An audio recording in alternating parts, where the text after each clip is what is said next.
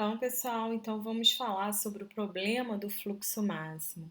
Esse é o problema em redes mais diferente de todos os outros problemas que aparecem em redes, porque em geral, nos problemas de otimização em redes, a gente está buscando minimizar algo. E aqui no problema do fluxo máximo, o meu objetivo é de maximização, né? O objetivo aqui é determinar o valor do maior fluxo possível que pode ser enviado de um nó, chamado de origem, a outro nó dessa rede que nós vamos chamar de escoadouro ou destino. É um problema que tem diversas aplicações, apresento algumas aí, né? A gente pode pensar numa rede de distribuição e de suprimentos de uma empresa e eu quero determinar qual é o máximo, né, que eu posso enviar por essa rede.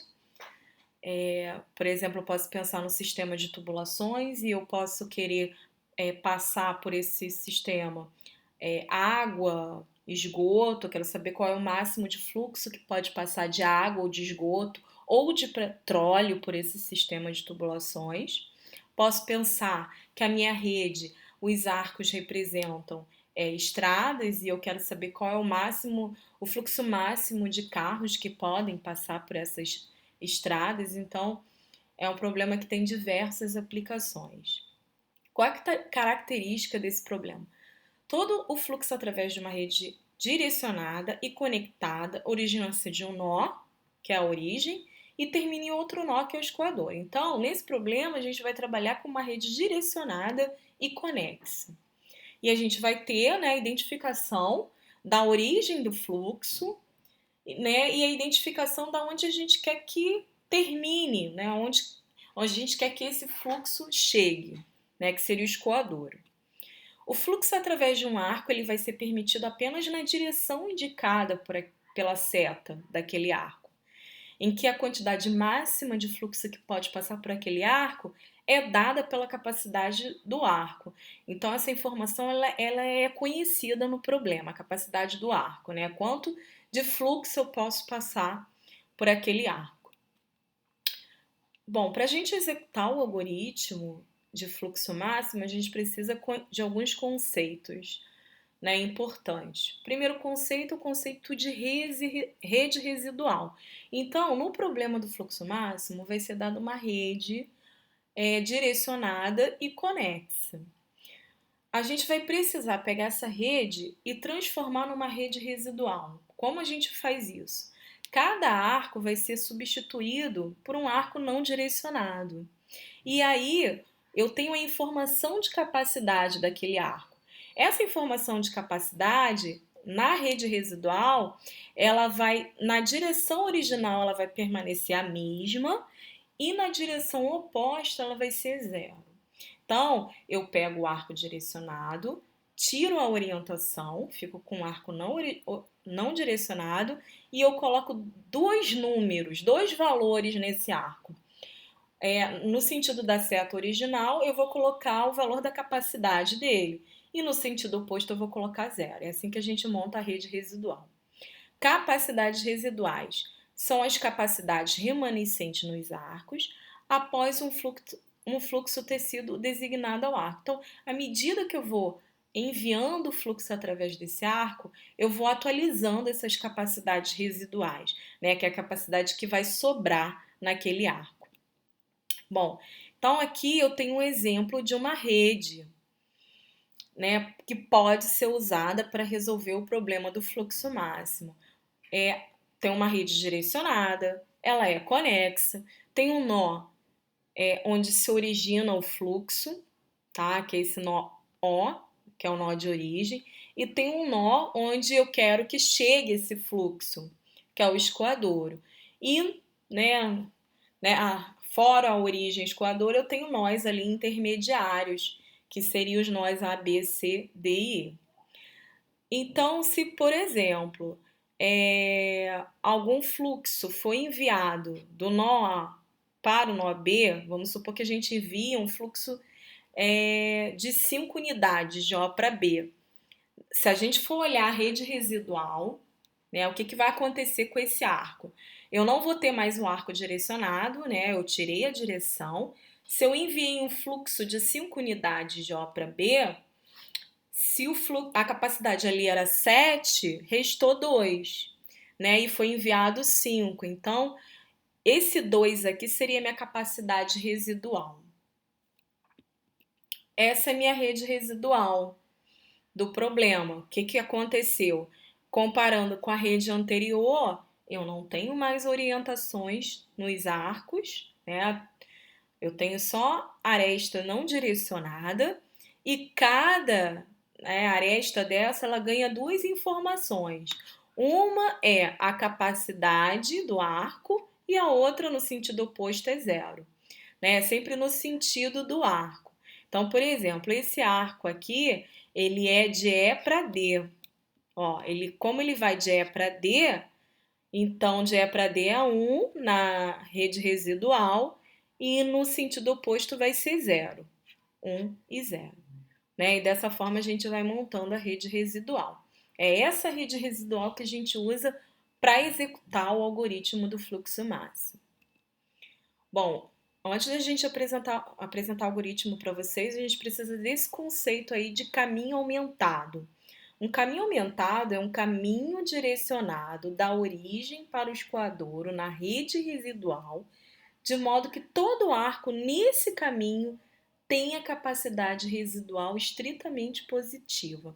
Então, no início, todos os caminhos que vão da origem ao escoadouro vão ser caminhos aumentados, porque todos eles vão ter capacidade residual estritamente positiva. Posso pegar qualquer caminho aqui, né? Posso ir de O para A, D e T, né? É tudo positivo. Aqui é 5, aqui é 3, aqui é 9, tá? Então, isso é um caminho aumentado. Esse aqui é outro caminho aumentado de O para C, C para E e de E para T, um outro caminho aumentado, porque é tudo, as capacidades residuais são todas positivas.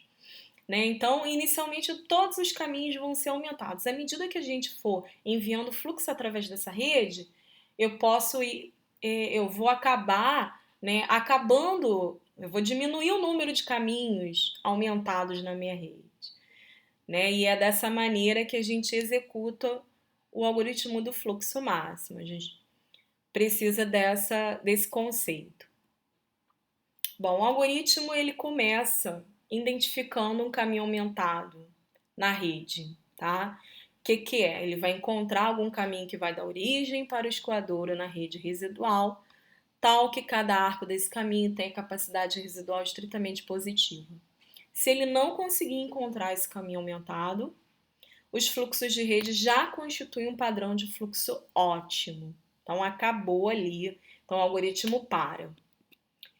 2. Identifique a capacidade residual, C estrela desse caminho aumentado, encontrando o mínimo das capacidades residuais dos arcos nesse caminho. E aí a gente aumenta o fluxo nesse caminho de C estrela. 3. Diminua de C estrela a capacidade residual de cada arco nesse caminho aumentado. Aumente de C estrela a capacidade residual de cada arco na direção oposta nesse caminho aumentado. E aí a gente retorna ao passo 1. Então, é um algoritmo bem simples de ser executado. A única, talvez, dificuldade seja em determinada iteração do algoritmo a gente conseguir identificar caminhos aumentados na rede. Tá? Então, isso aqui é um algoritmo para a gente encontrar um caminho aumentado. Né? Comece determinando todos os nós que possam ser atingidos a partir da origem, ao longo de um arco com capacidade residual estritamente positiva. Depois, para cada um desses nós que foram atingidos, determine todos os novos nós, aqueles que ainda não foram alcançados, que podem ser alcançados a partir desse nó, ao longo de um arco com capacidade residual estritamente positiva. A gente vai repetindo esse processo sucessivamente com novos nós, à medida que eles forem sendo alcançados. O resultado será a identificação de uma árvore, né, de todos os nós que podem ser alcançados a partir da nossa origem, ao longo de uma capacidade residual de fluxo estritamente positiva. Né? Se eu conseguir encontrar essa árvore, significa que eu tenho caminho aumentado. Se eu não conseguir encontrar essa árvore, é porque eu não tenho mais caminho aumentado na rede. Vou dar uma outra definição agora, que é a definição de corte. Um corte numa rede, ele define um conjunto de arcos que, quando eliminado da rede, causará um rompimento total do fluxo entre a origem e o escoadouro. Tá? A gente vai chamar de capacidade do corte como sendo a soma da capacidade dos arcos que compõem, né, esse corte. Então, é um teorema muito interessante que diz que o fluxo viável máximo da origem para o escoadouro, ele é igual ao valor de corte mínimo dentre todos os cortes da rede. Né? Então, esse resultado é conhecido como teorema do corte mínimo e fluxo máximo, que relaciona o fluxo máximo, ótimo, tá?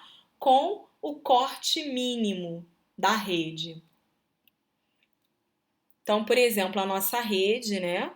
Ela tem diversos cortes, né? Aqui eu tenho um corte 1, que é retirar todos esses arcos que saem da origem, né? Então, um corte é um conjunto de arcos que eu consiga interromper por completo o fluxo da origem até o escoadouro, né? Isso aqui é um corte.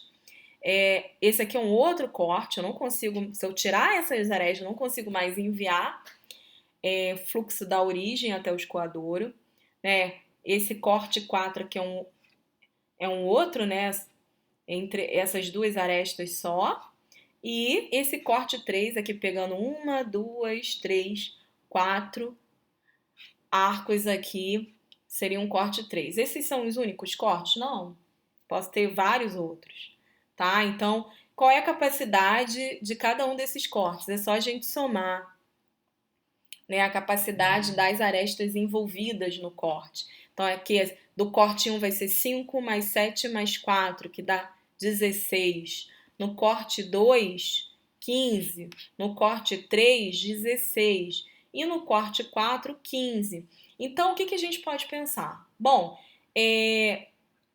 o menor valor que eu encontrei ali é 15, mas eu não sei se o corte mínimo, né, ele tem capacidade 15. Pode ser que exista um corte aí nessa rede com capacidade menor do que 15, tá? Mas uma coisa interessante que a gente pode retirar do problema, do teorema do fluxo máximo e do corte mínimo, é de que esse fluxo máximo aí não vai ser maior do que 15, né? Porque o teorema diz que o corte mínimo, o valor do corte mínimo e o valor do fluxo máximo são iguais, né? Então, eu não sei qual é o valor do corte mínimo dessa rede, mas eu sei que maior do que 15 não vai ser o fluxo máximo ali. Bom, em alguns casos, o fluxo através da rede pode se originar em mais de um nó. É muito comum isso, né? E também pode terminar em mais de um nó. E aí, o que a gente faz? O algoritmo ele foi pensado para a gente executar para uma origem, né? O fluxo sai, começa ali numa origem e chega em um destino. Então, para a adaptação que a gente precisa fazer para esse tipo de caso, é criar, expandir aquela rede original, criando origens fantasma e escoadores fantasmas e adicionando novos arcos, né, dessas origens fantasmas. As nossas origens reais, né, iniciais, e dos escoadouros a esse nó escoadouro fantasma. Então a gente expande a rede, fica com uma origem fantasma e um destino fantasma quando a gente tiver uma multiplicidade desses nós. A gente vai rodar o algoritmo agora no exemplo que foi dado anteriormente. Vamos fazer isso num outro vídeo.